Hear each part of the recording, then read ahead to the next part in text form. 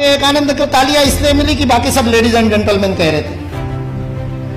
जब मैंने रिसर्च किया, मेरी लुई बर्ग नाम की महिला ने 6 ग्रंथ लिखे स्वामी विवेकानंद की विदेश यात्राओं के। Swami Vivekananda waste new discoveries इस नाम से।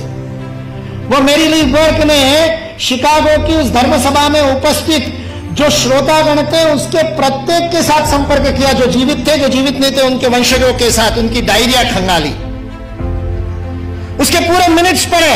और उसके बाद में वो कहती है स्वामी विवेकानंद पहले व्यक्ति नहीं थे, चौथे व्यक्ति थे। उनसे पहले 3 लोगों ने ब्रदर्स एंड सिस्टर्स नाम का संबोधन किया था। श्रीलंका से एक बौद्ध साधु गए थे, धम्मपाल अंगीकारा, उन्होंने किया था। एक बौद्ध भिक्षु जापान से आए थे, उन्होंने भी यही बंधु और भगिनी वाला संबोधन किया था। और तीसरे प्रताप चंद्र मुजुमदार थे, जो भारत से ही गए थे, थियोसॉफिकल सोसाइटी के प्रतिनिधि थे, उन्होंने भी किया था। स्वामी विवेकानंद चौथे थे। उस सभागृह ने पहले 3 बार वो संबोधन सुना था, उसके बावजूद नाविन्य के कारण तालियां नहीं बजी थी 2.5 मिनट तक। उसके बावजूद 2.5 मिनट तक तालियां बजी, क्योंकि वहां खड़े हुए व्यक्ति के अंदर वह भातृत्व का, वह बंधुत्व का, वह अपनत्व का, वह आत्मीयता का, मेरा कोई है, इस प्रकार का बोध उस वाणी के माध्यम से श्रोताओं के साथ जुड़ा था। सुभाष चंद्र बोस बहुत जबरदस्त वक्ता थे, मुर्दों को जगा दिया उन्होंने।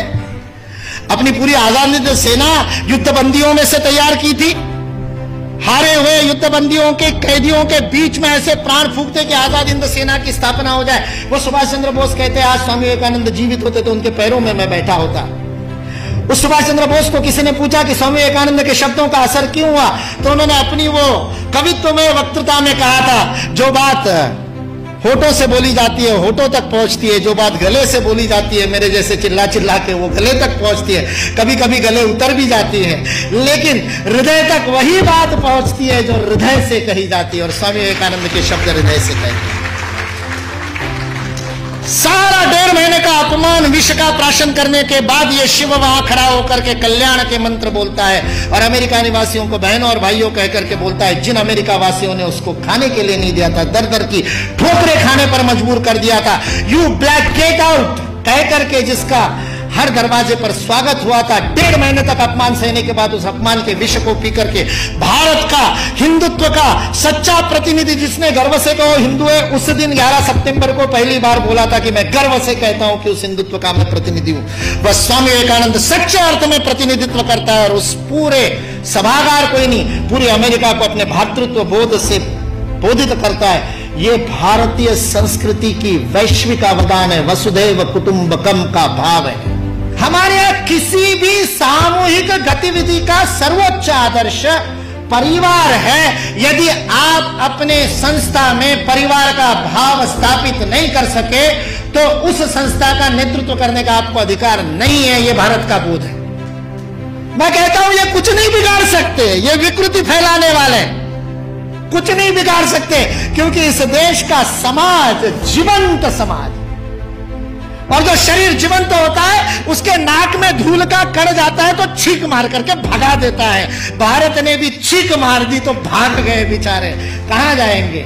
और आज जिस बात के ऊपर हंसते थे उन सारी बातों को स्वीकार करने के लिए विश्व मजबूर है, विवश है। एंगस मेडिसन नाम के एक अर्थशास्त्री को काम दिया गया सन 2000 में।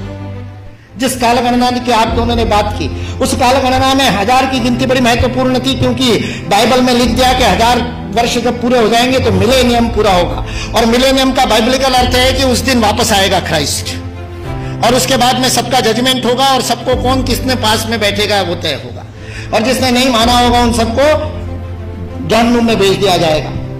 1000 साल बाद हुआ नहीं तो सबको लगा 2000 साल बाद होगा। इसलिए 2000 बड़ा महत्वपूर्ण वर्ष था।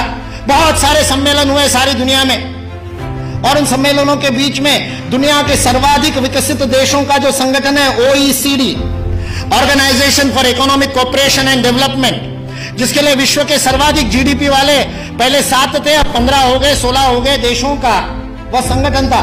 उस OECD ने सन 2000 में एंगस मेडिसन नाम के अर्थशास्त्री को यह काम दिया कि वो विश्व का आर्थिक इतिहास लिखे। और चूंकि उनकी गणना, उनकी हिस्ट्री 0 ईस्वी से शुरू होती है, तो एंगस मेडिसन को भी काम दिया 0 ईस्वी से 2000 ईस्वी तक 2000 वर्ष का आर्थिक इतिहास लिख दीजिए। उस पुस्तक का नाम है economic history of the world millennial perspective by Angus Maddison. OECD.org इस वेबसाइट से आप डाउनलोड कर सकते हैं। 2000 वर्ष का आर्थिक इतिहास लिखा है एंगस मेडिसन ने। और वह एंगस मेडिसन कहता है कि पहले 1500 वर्ष 0 ईस्वी से लेकर के 1490 तक, 99 तक, सारे विश्व के जीडीपी में लगभग 2/3 66% योगदान देने वाला देश कोई था तो वो भारत देश था।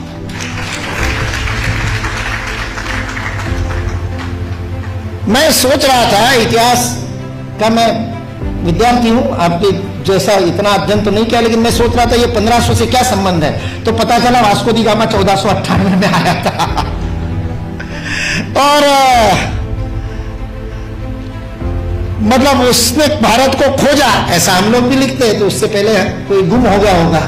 जो गुम हुआ भारत था वो विश्व के 2/3 जीडीपी को प्रोड्यूस करने वाला, और केवल प्रोड्यूस करने वाला नहीं, विश्व को समृद्धि का अवदान देने वाला, वितरण करने वाला। विल ड्यूरांड अमेरिकन इतिहासकार है, 11 खंडों में उसने लिखी है हिस्ट्री ऑफ सिविलाइजेशन।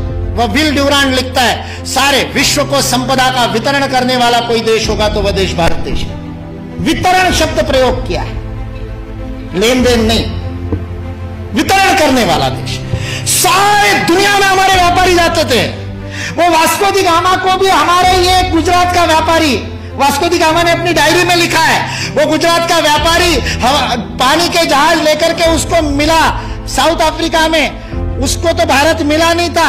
इसने कहा अच्छा भारत खोज रहे हैं, चलो मैं ले चलता हूं। उसको मसाले भरने थे, इसने वो कालीकट गया, इसने वास्को दी गामा को कालीकट ले गया, नहीं तो भरूच ले आता गुजरात में। फिर हमारे इतिहास वाले लिखते हैं कि वास्को दी गामा भारत को खोजता खोजता भरूच पहुंच गया। वास्को दी गामा को भारत के व्यापारी कान्हा भाई ने खोजा, मिल गया, और उसको कहते हैं भारत खोजने, चल भाई मैं दिखाता हूं, चल मेरे साथ, और साथ में ले। ये वास्को दी गामा ने अपनी डायरी में लिखा है, वो बेईमान नहीं है, उसको छिपा करके इतिहास की किताबें लिखने वाले बेईमान है। वास्को दी गामा की डायरी का उद्धरण दिए बिना हमारे को गलत इतिहास पढ़ाने वाले बेईमान है। वास्को दी गामा ने तो ईमानदारी से लिखा है, उसने ये भी लिखा है कि उस कान्हा भाई के जहाज मेरे जहाजों से कई गुना अधिक प्रगत थे। 40 खेने वाले लगाने के बाद भी मेरे जहाज को उतनी गति नहीं थी जो उससे 3 गुना बड़े, 3 मंजिल वाला जिसके ऊपर डेक था, ऐसे जहाज को केवल 16 नाविक खेते थे। ऐसा कान्हा भाई का जहाज था। भारत की विज्ञान और तकनीकी की स्थिति अंग्रेज इस देश में आए तब सारे विश्व से अधिक उन्नत थी। ये अंग्रेजों में से कुछ ईमानदार इतिहासकारों ने लिख करके रखा। इसलिए जो इस गलतफहमी में है कि अंग्रेज इस देश में नहीं आते तो भारत में तो कोई विज्ञान ही नहीं होता, वो इस बात को समझ ले कि अंग्रेज इस देश में नहीं आते तो केवल भारत का ही नहीं, विश्व का विज्ञान आज है उससे अधिक प्रगत हो